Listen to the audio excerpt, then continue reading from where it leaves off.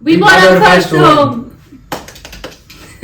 Hey guys, welcome to our new channel. If this is the first time you're looking at our faces, I'm Aarti and this is Priti. Yeah, we're an Indian couple who moved to Belgium in March 2023. This whole point of the video is not to just show off that we bought our first home, but to share our journey and the whole process of what it took for us to get here. So without any further delay, let's get started. A bit of a disclaimer before we dive deep into the other informations. I'm 26 and he's 30 as we speak, and like I said, we moved to Belgium in March 2023. We bought our first home in Ghent in 2025, and if you see, the timeline is less than 3 years.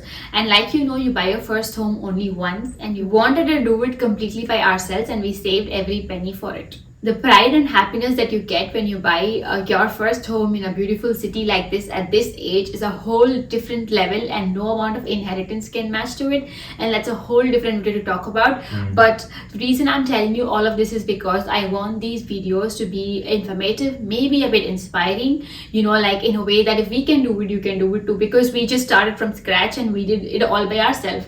So instead of being it like showing it off. So now that the base is set, let's begin. First and foremost, let's talk about the taxing system in Belgium for buying a property. So let's say there are two sections, old property and new property. So first, if you want to buy an old house or an apartment, you have to pay like 2% tax if it's your first property. And if it's not your first and you already own something in your name, if you're going to buy a second one and that property is an old one, you pay 12% tax on it.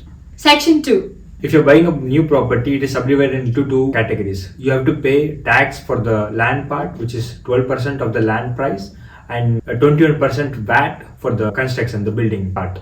Yeah. In Belgium, you have to pay VAT of 21% for something that you're buying new. This is also a way how they kind of encourage people to buy the old ones rather than new ones. Yeah, true. But also there is no protection if it's your first property or something. But there is a way to reduce the VAT, and that is through the reconstruction property. If it is demolished and they are building a new renovated project in the area, the builder is able to charge only 6%. And if you find such a project, you can just pay 6% on the building part. Yeah, given that it's your first property. If it's your second property, yeah, you still are obliged to pay the 21% tax for the new one. So yeah, that's right. There are some criteria from the seller side and also from the buyer side to meet for you to be eligible for 6% VAT system. So from this explanation, maybe you can also understand like buying an old one is considerably cheaper or economically good on your wallet. But let's see what we chose. Let's go for the next thing that we understood. So the second most important thing that we have to discuss is mortgage protection. So this is from the bank side. If you're not able to pay your EMI, for example, the bank has the ability to sell the house or apartment and get their money back. And for this, they need you to establish mortgage protection for them. And this involves a significant amount of cost next to the tax that we discussed. This could range anywhere between 5,000 to 15,000 depending on the project value. So just to give you a little bit technical information, some banks require you to establish 100% mortgage protection. And in Belgium, there is a little bit loophole to reduce a little bit of money on your wallet. This is something called hypothec mandate. Some banks are okay with you making 50% on mortgage protection and 50% on hypothec mandate. But some banks ask you to make 100% mortgage, which is significantly more expensive. So these are a little bit of tiny details, but this can save some amount of money on your wallet. It's better to go with the bank that gives 50% aspect. Yeah, so we chose a bank that gave us 50-50, and to just give you an idea, our mortgage deed cost, it was around 10,000 euros. This is completely outside your whole bill of the building and everything. Yeah. So now you've known about the tax situation, the mortgage deed situation. The third important one is about the notary. Technical details. Yeah. So for notary, you need a notary because you need to establish this mortgage deed for the bank, and you need to make an authentic deed for the transfer of the property, the land or the building or the old property, whatever it is. You need to make an authentic deed, which is a transfer of the property from the seller to the buyer. For this, you need a notary. And this also involves a notary fees, which you have to pay. So sometimes it's okay to go with the seller's notary itself. This is not a problem. Both the seller and the buyer can have the same notary and things can be done.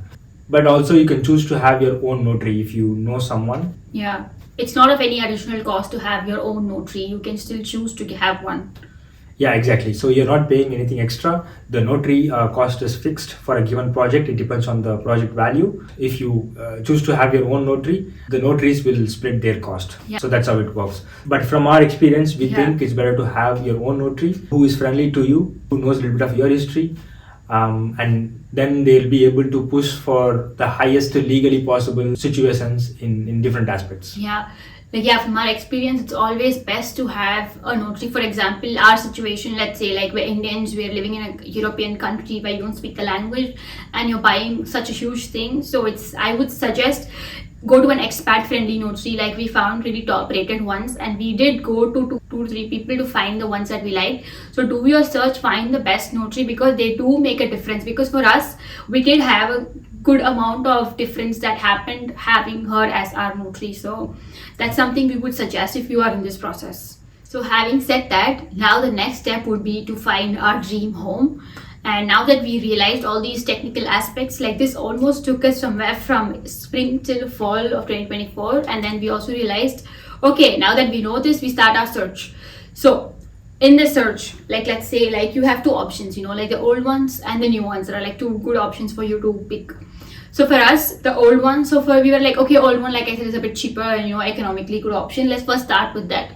But the minute we started, it was really a big no for us. Like, no offense to whatever I'm gonna say moving forward, because it's just my opinion and my choice because of my life. If you are someone who likes an old project or old house, good for you. It's just not for us. So the things I hate about old apartments or a house, we are renting in an old apartment. Like, there's so many issues, like, be it from mold or be it the heating situation, the hot water price is so high, and there's always something that has to be, like, renovated, or maintenance situation that keeps coming up again and again.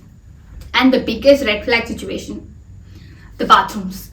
What is with these? Like, you have 3 bed, 1 bath, 4 bed, 1 bath. Like, I don't really understand. They think like one floor can have 1 bathroom. That's more than enough. Like, how is it enough? Like, maybe I'm from a different world, I don't know. Because in India, like, or let's say in my house, speaking for myself, every room has an attached bathroom, right? I don't really understand, like, how can just like 3 rooms just share 1 bathroom?